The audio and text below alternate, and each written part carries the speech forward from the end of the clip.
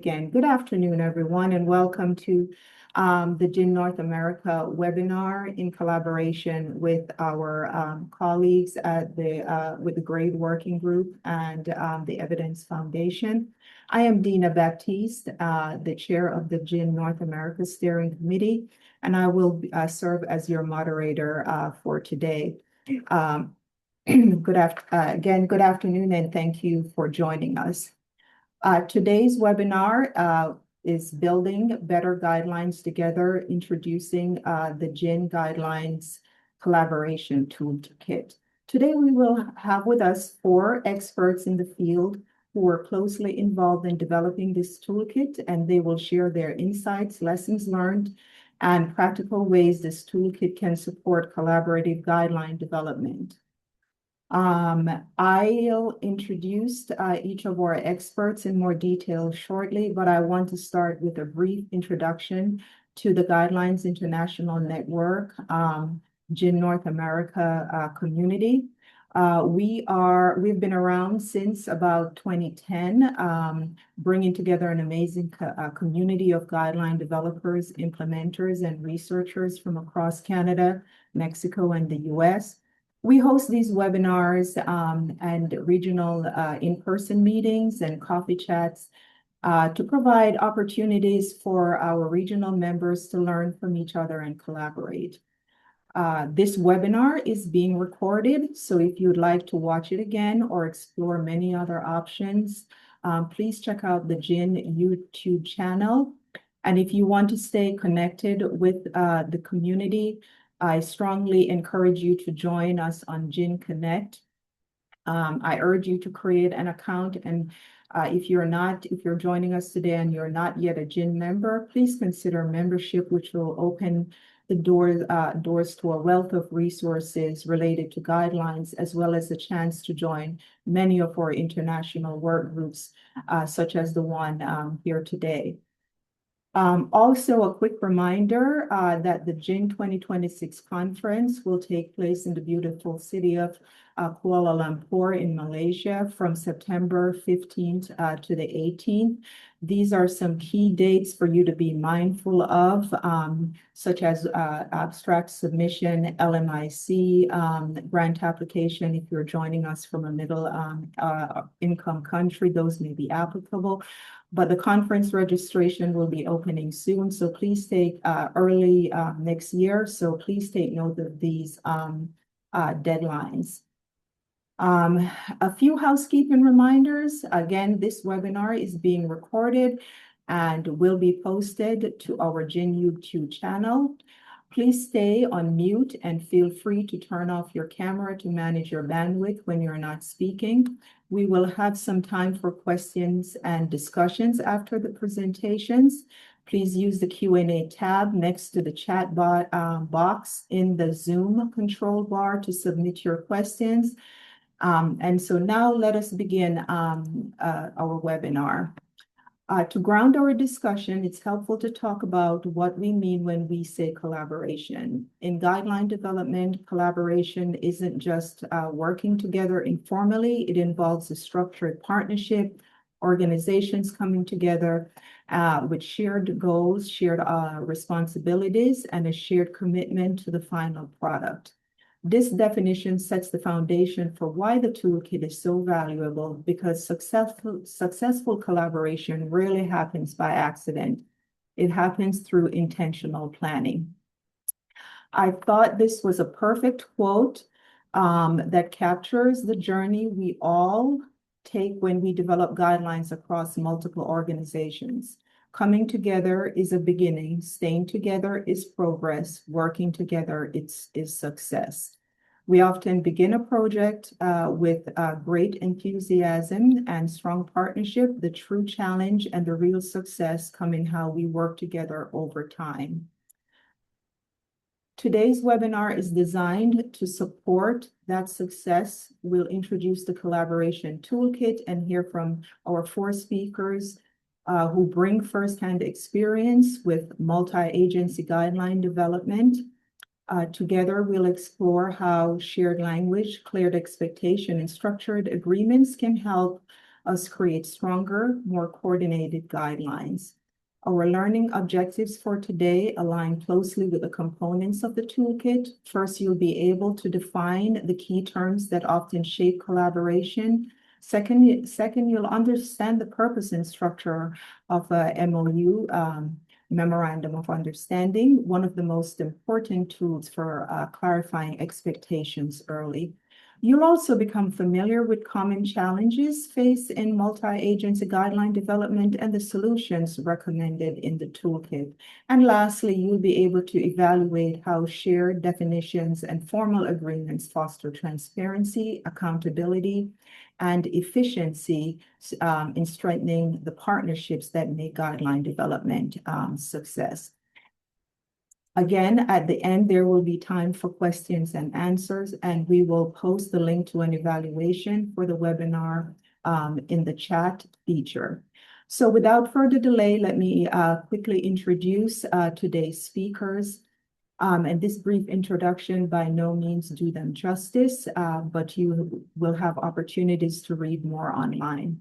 Our first speaker today is Dr. Rebecca Morgan, who's a health research methodologist and epidemiologist.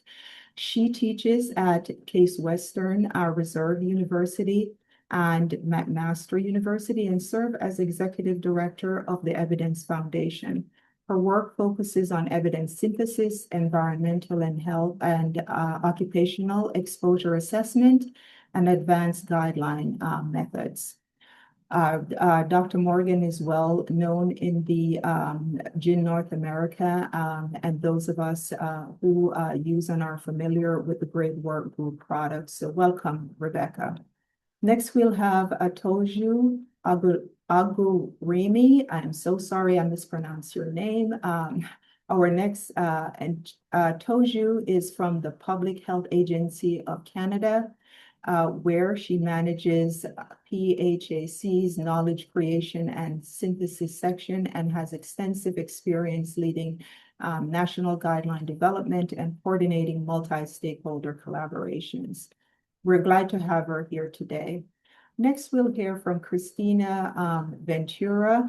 Our Christina is a senior guideline development manager at the College of American Pathologists. Christina leads multiple evidence-based guidelines in pathology and diagnostic testing and works closely with medical societies and patient groups. Thank you for joining us, Christina.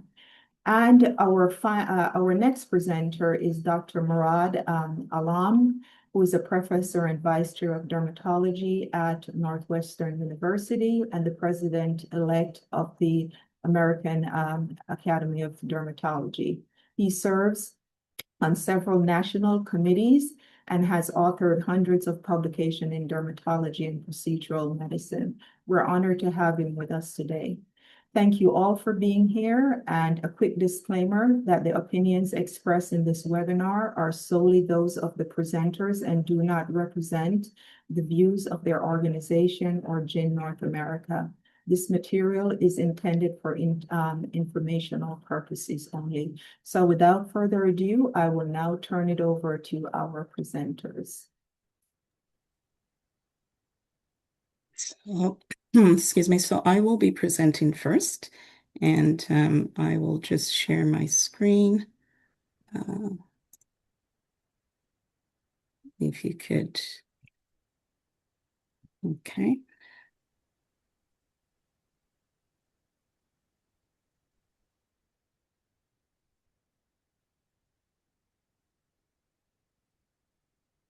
All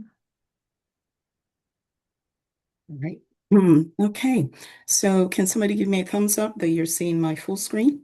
It looks great, Tosha. Okay, excellent. So yes, I'm pleased to be here. Thank you, Deanna. So the focus of my presentation would be on a recent needs assessment that a working group worked on.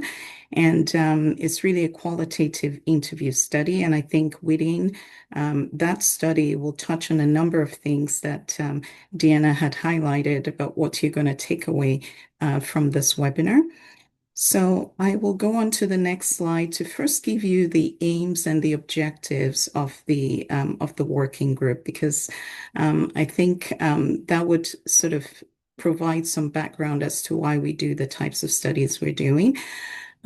So for the Gene Guidelines Collaboration Working Group, a primary focus of one of them is to identify what are the facilitators and the barriers to collaboration between various guideline development organizations, and how can we facilitate a community that shares best practice, lessons learned, internationally.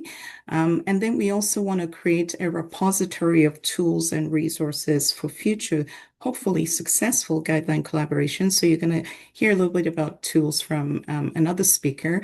And all of this together will help us develop a core group, which representation from different specialties, organizations. And as a working group, we will be working to serve the larger gene membership. So why work to increase collaboration? Well, we know there are many benefits to collaboration, but it really does not happen routinely. So I think there's obviously a need to better understand the complexities, the benefits, the barriers, and then as we do that again, learn and share those practices with members. So when this working group was first set up, one of the preliminary studies we did was a needs assessment. And the goal of this needs assessment really was to look at barriers and to look at uh, strengths of collaboration. So this work was later published in 2021. And to give you a summary of the work, it was the survey tool that we used to do this was quite comprehensive. I think there were a total of 46 questions. There were 171 respondents from 30 countries, 112 unique guideline development organizations. We found that 3/4 of the participants indicated some level of collaboration with other individuals or organizations, but these opportunities were mostly limited in scope. And as I'm going through this, I know that a number of you would have seen the studies, or maybe you even participated in it. So it's great to just do a quick run through. The survey identified several benefits and organizational challenges with collaborative guideline development. And at the end of that survey, we asked the question to see which participants were interested in a follow-up qualitative interview study. And this was really to elucidate the findings further. So that's the study I'm going to focus a bit more on. And so it was a smaller study. The goals of it was to, as I said, understand the complexities of collaboration, identify benefits, facilitators, barriers, and understand and share best practices. The interview tools we developed, we piloted them just to test the questions and make sure they were good to go. We had mock interviews. We had 2 tools, a pre-interview demographic questionnaire that looked at things like the type, the location, the size of the organization, but we also needed to know the expertise of the interviewee because they were representing the organization and we wanted to have some form of consistency across all the different groups. The second tool we developed was a 12-question semi-structured interview guide, which you'll see on this. I'll talk a little bit more on this slide. There were a total of 24 guideline development organizations that consented to be interviewed. 12 of these were largely based in North America and Europe. As a working group, we did the interviews in pairs with interviewer and scribe working together. And the questionnaires covered things related to experience with collaboration and the general guideline development process for the organization. So the interviews took about 45 minutes to complete. We transcribed them, they were recorded, and the transcripts were anonymized.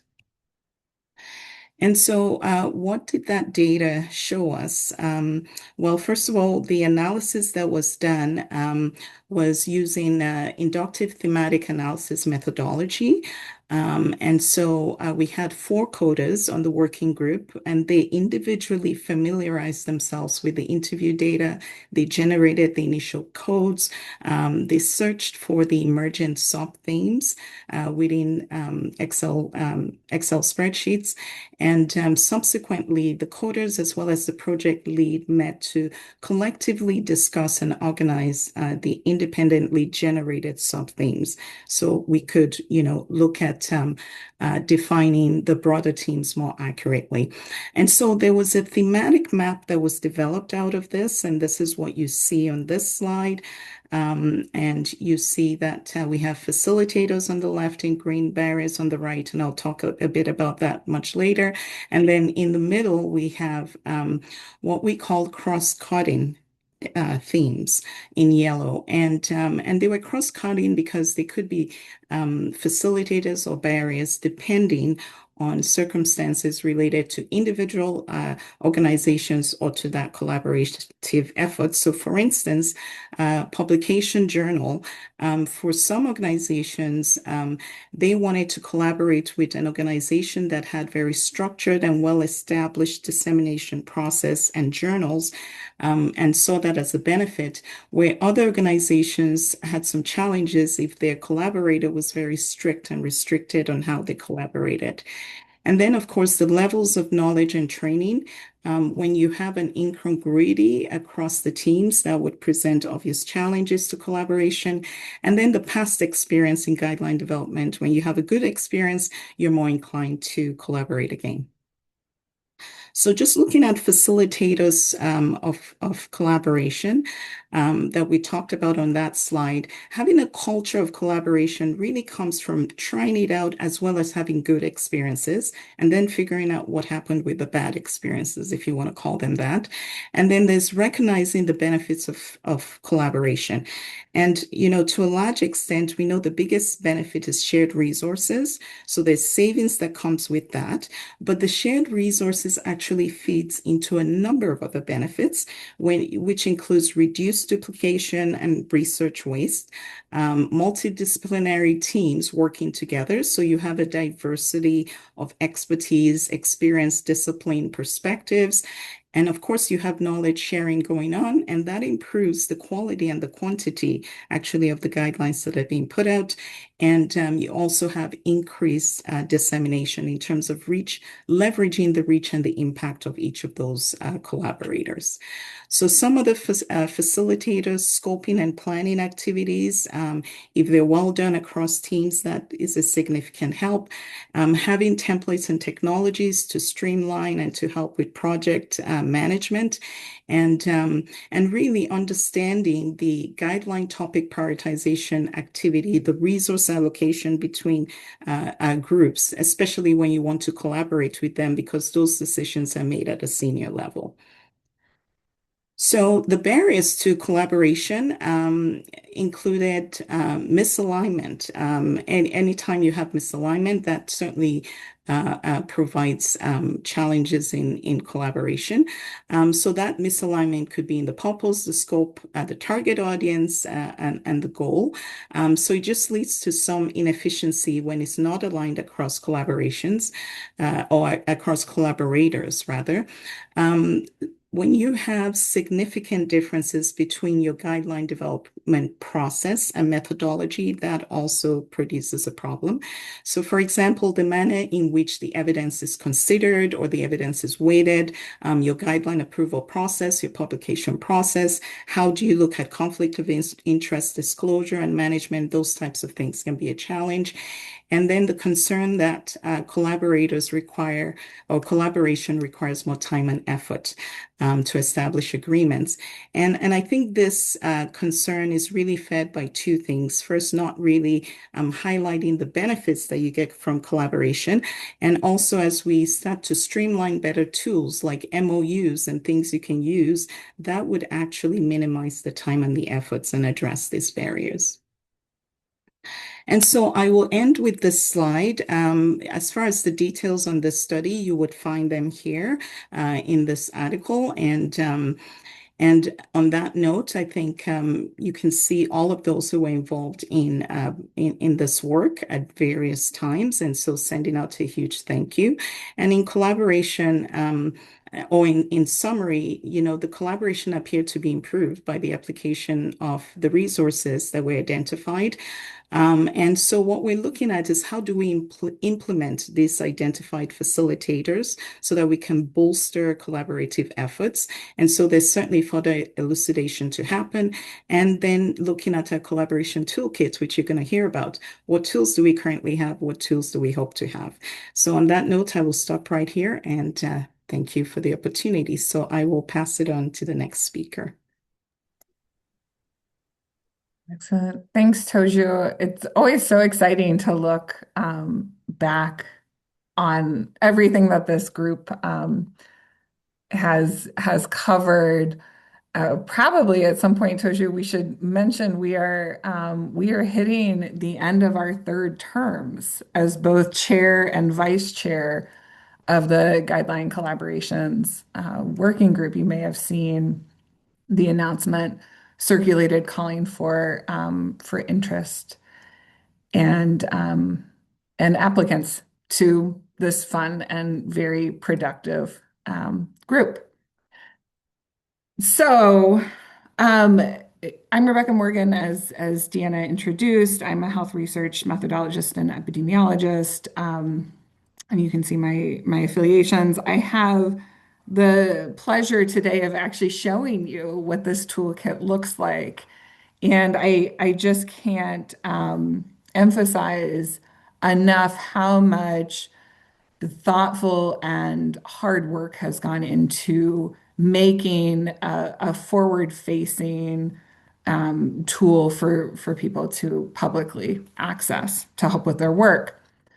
No financial disclosures, heavily involved with methods.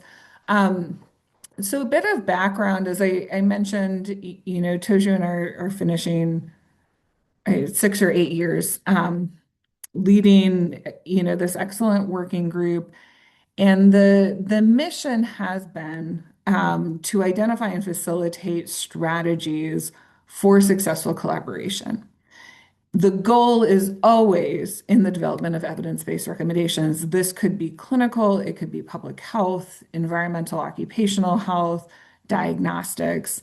And as part of that, we realized our value add to the community would be threefold. First, to create, a centralized platform that's publicly accessible for groups who have maybe collaborated in the past, are maybe currently collaborating with other organizations on guideline development, or are thinking about potentially collaborating in the future. The future is collaboration, right? To make those resources publicly available and to continue to encourage methodologically rich advancements in guideline collaboration. Toju mentioned a couple of our products. I'll just show you, where we have come over the years. This working group actually started out of the recognition that collaboration plays such an integral role within guideline development, but has not been explicitly defined. To figuring out, well, what do we know about collaboration and what is needed, to then digging into, and you'll hear more about these tools, what is the support that we're looking for? And not even, within established groups, but also in response to health, outbreaks or crises. What can we learn from these different events? And then how can we create a common language to help with this? So these serving as a foundation have allowed us to kind of collect enough materials to develop this hub for guideline collaboration, or what we call the Guidelines Collaboration Toolkit. Great thanks to the Mac Grade Center and their website team for setting this up for us. But this is what it looks like. Both the website and the QR code are here. And I'll pause for a second so that everybody, has a chance to access it there. But this is publicly available. Anybody who is interested in that, and you can see it's organized, there's a homepage, landing page that you'll receive. You'll get some background about us, some resources, and then you have access to all of those publications as well behind the work. So the main sections of our website, as I mentioned, learning more not only about the Guideline Collaborations Working Group, but also being redirected to the GIN homepage as well to learn more about that organization, publications, and any resources. The meat, or the utility of the website is within this resources page. And this is where we offer those fundamentals for anybody who has or is interested in guideline collaboration. So we have frequently asked questions. We have our guideline collaborations glossary, which you'll hear more about. We have memorandums of understanding templates that can be downloaded and used, and then additional resources that were felt to be important. As always, we recognize that this is a living resource and should continue to be not only evaluated but contributed to. So also looking forward to feedback from everybody on the call. It's great to see how many people are attending this webinar today. So let me briefly go through those 4 main resources for you, and then the rest of the sessions today, we'll dive into them in more depth. So first, our FAQs for guideline development. This has actually come out of multiple work group calls, but also multiple meetings at the Guideline International Network conferences, where we have a chance to talk to guideline developers and say, well, when you collaborate or when you think about collaborating, what is it? What is it that you want to know more about, or what is it that you don't really know, or don't even know that you know? So this page serves as, a space to hear more about how to start a collaboration, how to identify those goals, being very explicit about roles and responsibilities with collaboration, resource allocation, timeline processes, disclosures, and conflicts of interest. And you can see it has some algorithms here as well to help folks walk through that process. Our next toolkit item is our Memorandum of Understanding. And this has come out of the evaluation of multiple documents across different organizations to try to provide a template for people to use. A lot of times, or what we were hearing is as people are entering into collaboration, there are maybe a lot of assumptions made implicitly, but the value would be to make those explicit and make sure that the expectations are shared across all parties. The Memorandum of Understanding is split up into scope and purpose, leadership and team, methods and commitment, review and endorsement, and publication and dissemination. It is downloadable and it can be modifiable for your needs. As Toju mentioned, collaboration can happen across many different levels and across many different groups. So you may find pieces of this that are more relevant and more supportive. In addition, we have the Memorandum of Understanding not only in English, but it has been translated into quite a few languages to help with that global support of guideline development and collaboration. Next, as we were working through all of the discussions of what is needed to help collaborate, we recognize that people are often perhaps talking about the same thing but using different words, which can be very confusing. And you'll hear more about the glossary in the next presentation. But, we spent some time focusing and collecting all of the different terminology that has been used across collaboration and proposing a common set of terms to help with the discussion.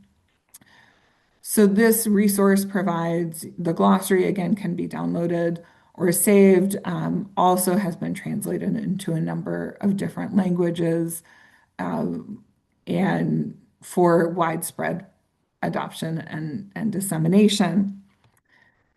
Lastly, we have external resources, and this we continue to add to, but starts with how we identify collaborators. There may be, maybe you or your organization want to explore collaborating on a guideline.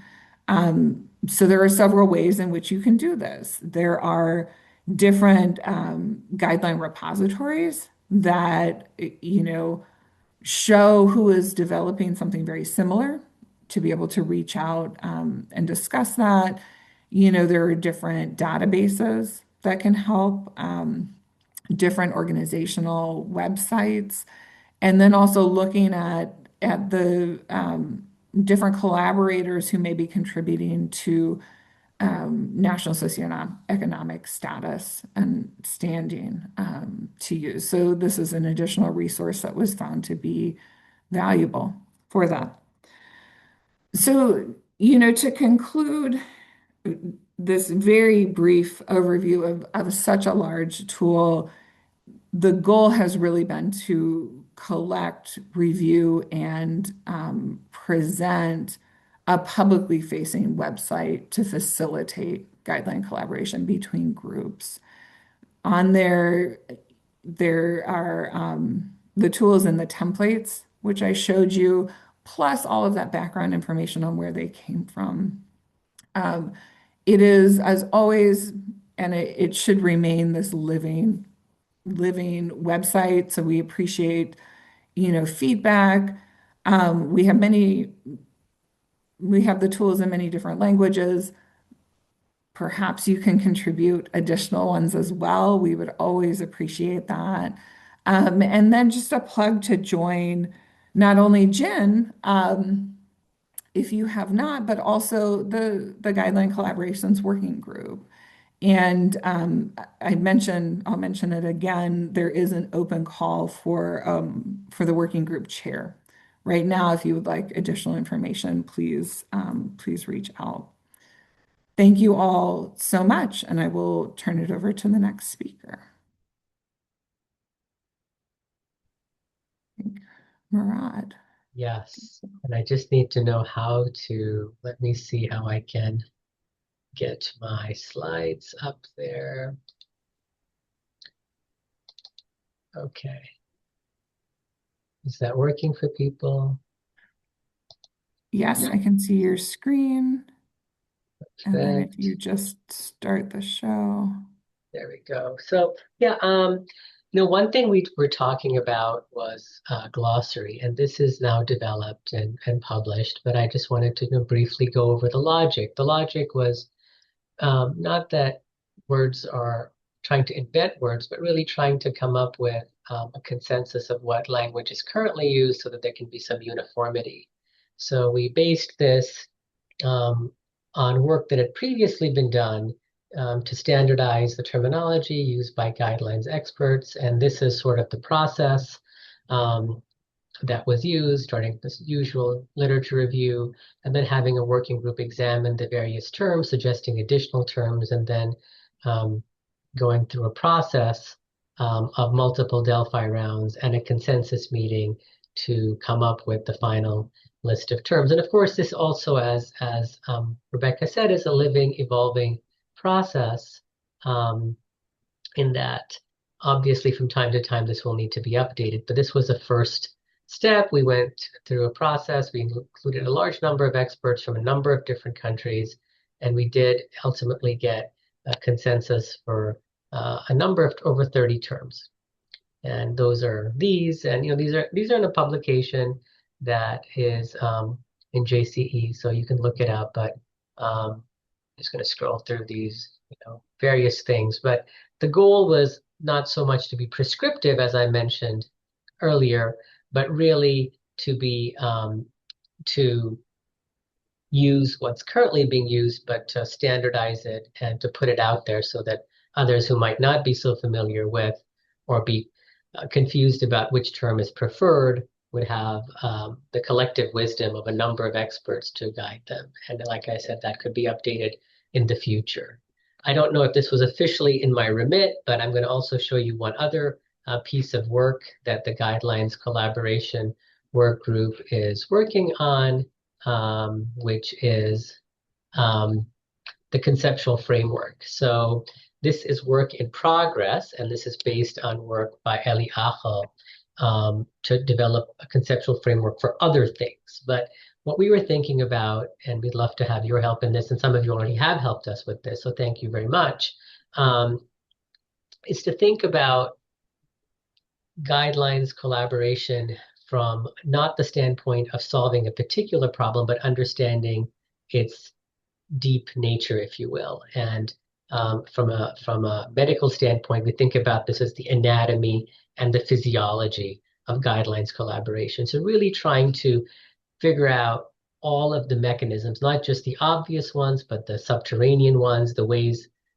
that guidelines collaboration fails in, the points of distinction, the points of pain, and to elucidate them in words and pictures in a way that can help us identify problems when they occur and to solve them. So we had a bunch of meetings among our own group where we came up with these probing questions about, these are some of the questions: what hierarchy, levels of collaboration do we want to think about? What types of collaboration? Were the parties involved? What are their roles? And we kind of gave answers to these questions, asked more discussion questions. What are the 5 absolutely or 10 essential things that need to be done before collaboration is initiated? What, for each level and type of collaboration, what are the drivers of collaboration and common goals? What are the elements, events, and approaches that increase the likelihood of a successful or very successful collaboration? And conversely, which lead to an unsuccessful or failing collaboration. So we went through a number of meetings where we got people's opinions about these questions, refined them, asked the questions again in more detailed ways. And now what we're doing is we are having semi-structured interviews with a number of yourselves and others, experts in guideline collaboration, to really tease out the details of their past experience. And we're focusing primarily on failed collaborations and to a lesser extent unsuccessful collaboration, because I think there's nothing that really shows you what's at stake so much as much as failure. So we're trying to use those. And I think we have done about 15-hour-long interviews so far, and we have a number to go.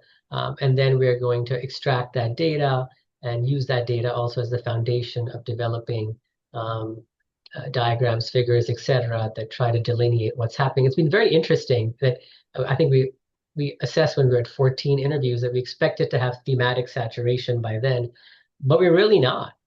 Each interview is actually contributing totally different points of failure and points of problems. So it's apparently a very, very rich environment, and we need to keep going until we really feel like we have a grip. But with that, I'll stop speaking. I know there are a lot of other speakers, and I'm sure there are questions and thoughts, but I appreciate everyone's willingness to listen to us today. And we think this is a great group, and if you're not already a member, I think you'll really enjoy it. We're very friendly, we're very collaborative, as you would imagine.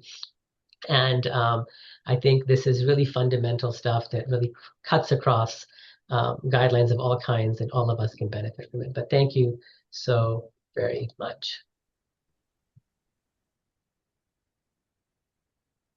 I will hand it back to Rebecca, who is running the. I actually will take over from this point on, Dr. Alam. Thank you. And I wanted to just, if someone can just give me a thumbs up or something that you can see my screen. It looks great. Thank you. All right. So I wanted to show you all some real world examples in barriers and facilitators in guideline development collaboration. So I'll talk about some of those real world notes that our society has experienced when collaborating. And some of these experiences have actually helped us and informed some of our discussions with the collaboration work group. And just flip my screen. Of course, my organizational update is happening at this moment. Hang on. Okay. All right.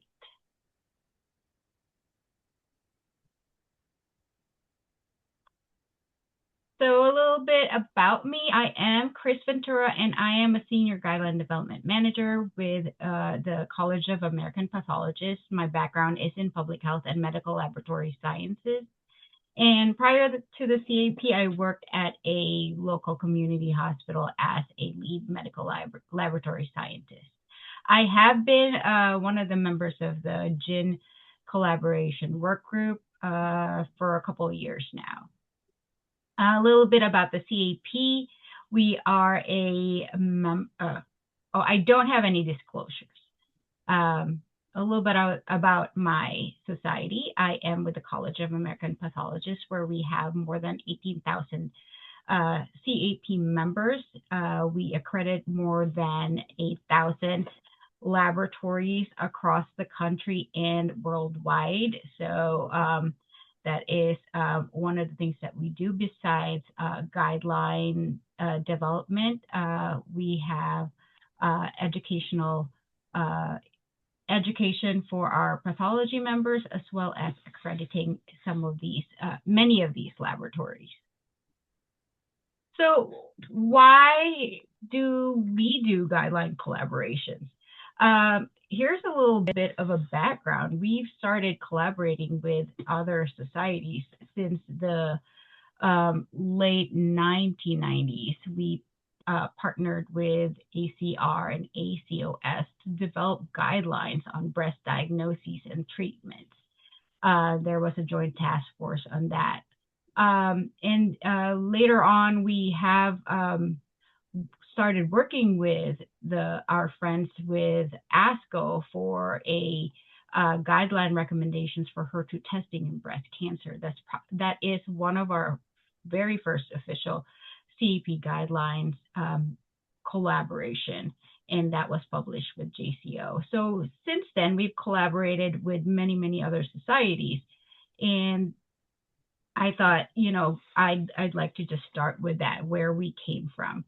One of the things that I think I saw this in the chat that someone had asked, but your potential competitors for guideline development are also your potential collaborators.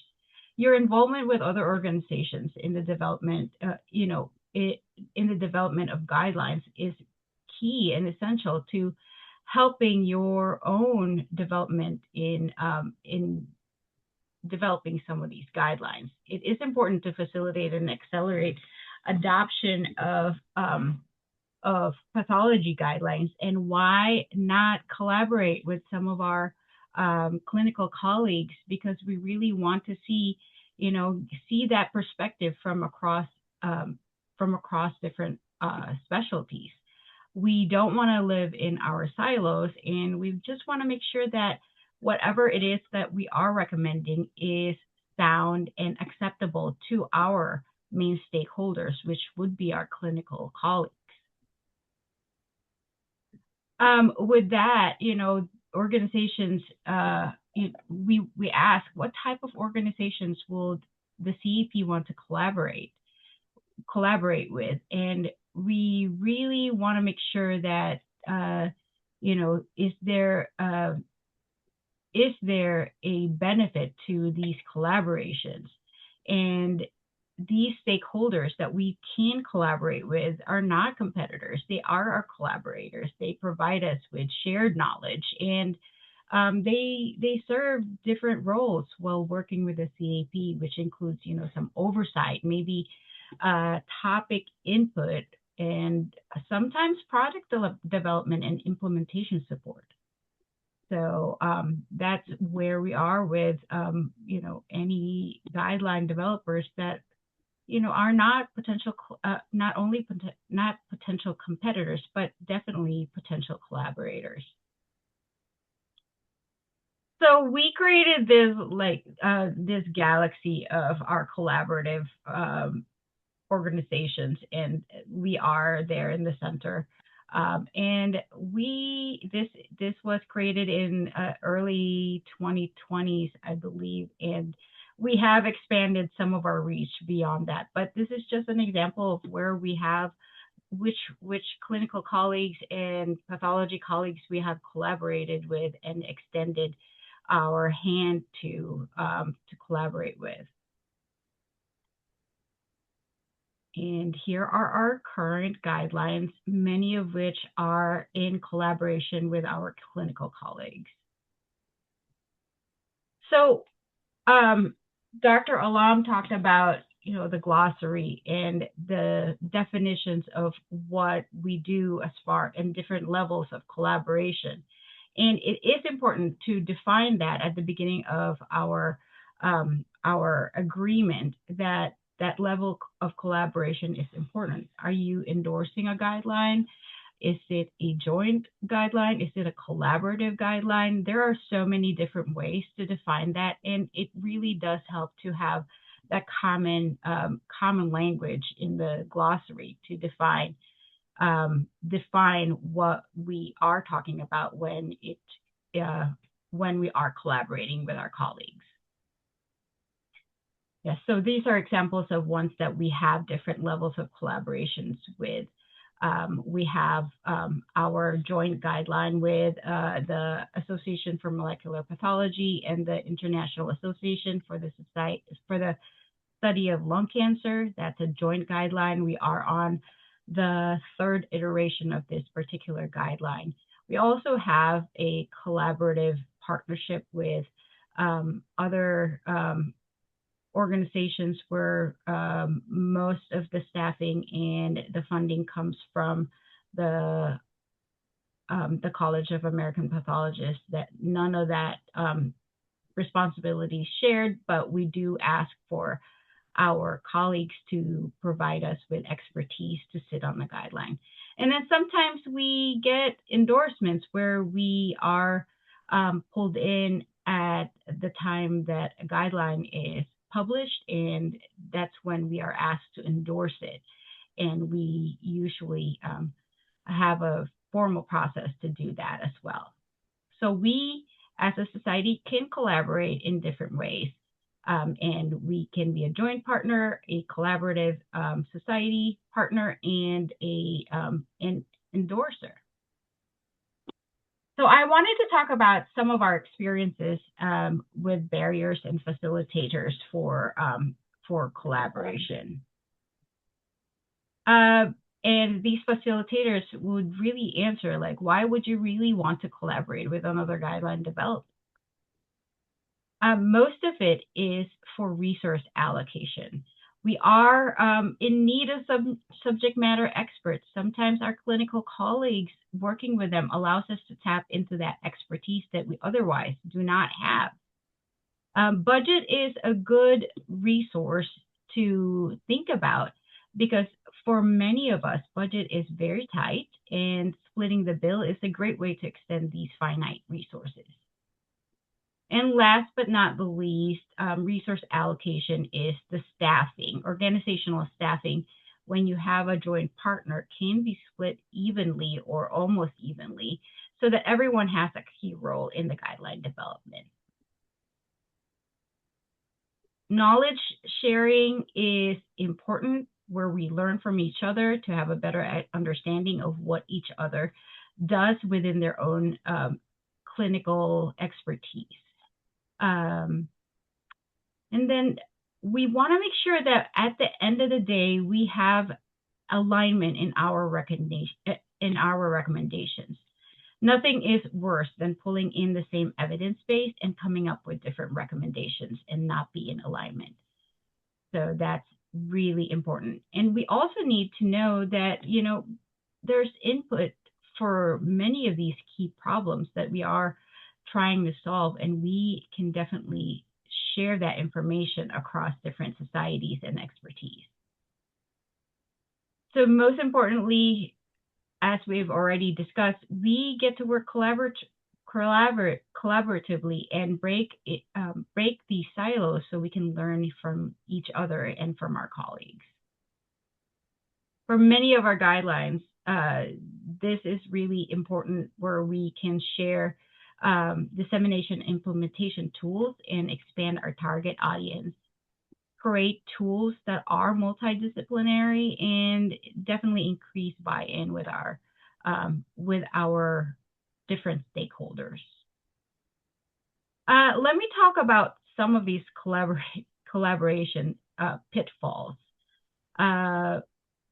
Sometimes those resources can be inadequate, where we have either lack of funding, if a clinical or if a colleague or another society wants to partner with us, but then does not have budget. So we can discuss that. It can still be done.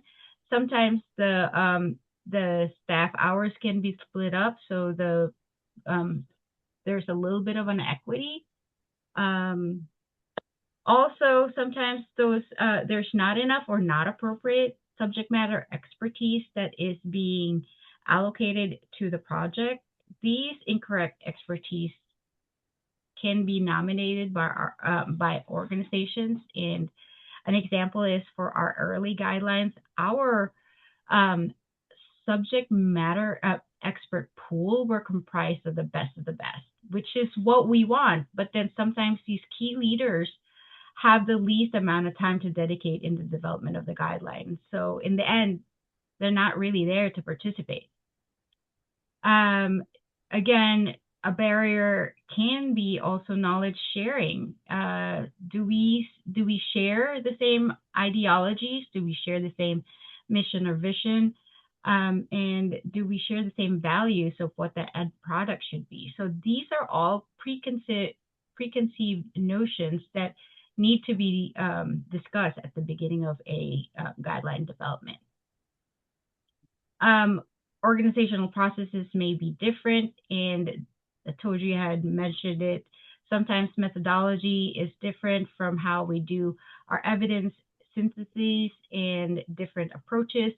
So and how we collect disclosures and COI, these are things that need to be discussed at the beginning of our engagement.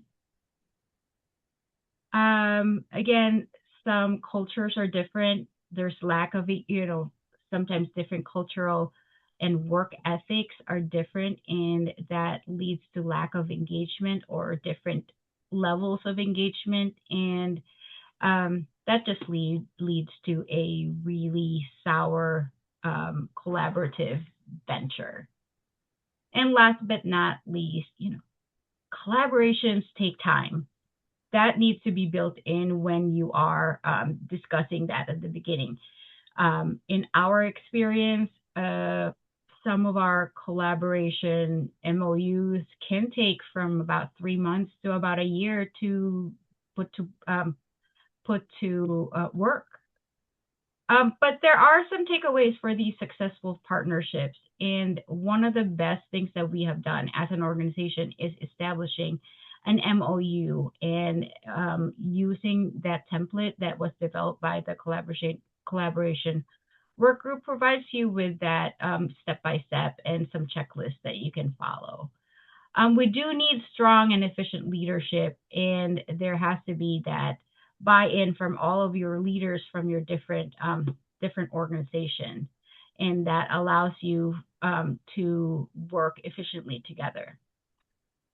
And the best thing about a successful partnership is we're not duplicating the work. The work is done, and you are able to not duplicate some of that effort, and you can work together. And that's something that you make sure that is done at the beginning, that you're not duplicating each other's work. Knowing when to collaborate or not. Sometimes it's okay not to collaborate, because if you don't have that shared vision, you shouldn't be getting into a collaboration or partnership. Alignment and values I've already talked about, but definitely open communication is very important. Not only is it written, but also emails and phone calls are very important in a successful partnership. All of these are within the write-ups that has been developed with our collaboration work group. I thought this was a good way to end my talk, that there is a general consensus that interdisciplinary collaboration is important in solving large-scale, complex biomedical questions. That is really important. We need each other to come up with the best recommendations for our patients. And I thought this one was funny, but this ends my presentation today. I'm going to give it back to either Dina or Priya to cover the Q&A.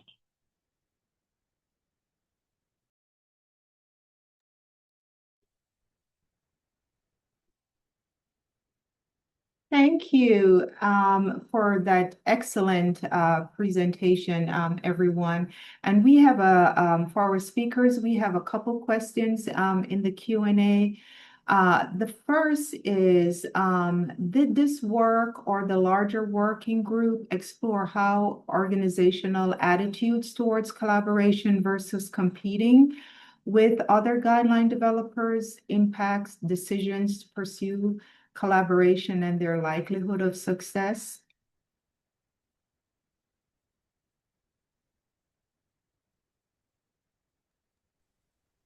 I can probably answer that. I think I mentioned in my presentation that potential competitors are your potential collaborators. There should be some knowledge sharing, and that protection. I feel like it is very old school to protect some of that knowledge that you have in your silos. I think John has his hand up. Yes. John? Yeah, thanks. Christine, I really appreciate that. And I think that's an awesome point that who we might view as competitors are the same groups that would be our collaborators. I guess my question is, does everyone share that perspective? Is there a shared attitude across it? And I'm thinking specifically medical specialty societies in the US, because I think, we're a particular ecosystem. Is that a shared perspective, or are there different societies where they think, no, you are competitors, you're not a potential collaborator? I guess that was kind of my question is, is there a shared understanding of what I would say you described as a universal truth, but does everybody see it that way? I'm happy to weigh in. I think there is a lot. It's an important question, John. I think there is a lot we don't know, but we expect that there may be that may be a barrier to moving collaboration forward. I think we have examples of successes, a lot of successes during COVID that we've published on. But I think when surveying people, it is also an unknown, both for across medical societies, I think also academic as well. So I think this would be an area of interest for future research. I think we have maybe time Thanks. for one last question. Yes, actually, John had another question regarding whether the toolkit and ongoing work distinguish between collaboration at the project level versus the program level. For examples, what are the similarities and differences between an MOU for a single guideline project versus a standing MOU for guideline development programs to collaborate across relevant guidelines?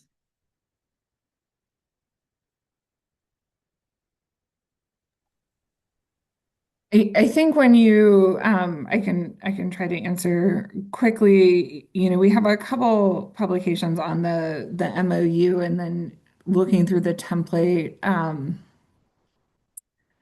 This is typically a formal document across organizations. I think it would depend on whether the organization